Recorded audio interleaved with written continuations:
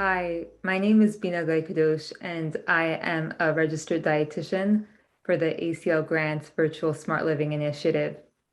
In this third video tutorial, we'll cover the steps that the moderator will do on the day of the cooking demo. Step 1, log in early, about 30 minutes before the demo to adjust the Zoom settings, speak with the dietitian about any important points, and allow participants to enter the demo before the scheduled time. Step 2, closed captioning. There is a closed captioning feature on Zoom. This function can be particularly helpful for those with a hearing impairment. Click on Live Transcript. Click on Enable. To make the subtitles larger, click on the arrow pointing up by Live Transcript. Click Subtitle Settings and drag the font size to large. Step 3, assign the dietitian and your other staff as co-hosts. Step 4, muting. Click on Participants, click on More where you see the 3 dots. You'll want to see that Mute Participants upon entry has a check by it. For the recording, uncheck where it says allow participants to unmute themselves because you don't want any participants to unmute themselves during the recording. Step 5, spotlight.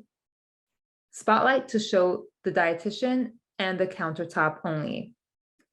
The faces and screen names of the Zoom audience should not show on the video for their privacy. Make sure to be in full screen and on speaker view, not on gallery view. Being in full screen allows the recording to just show the demo and not show any other parts of your computer, such as the bottom ribbon with the time and date. Speaker view will only show the spotlighted dietitian and the countertop and not any of the participants on the recording. Step 6, play instrumental music before admitting participants into the meeting.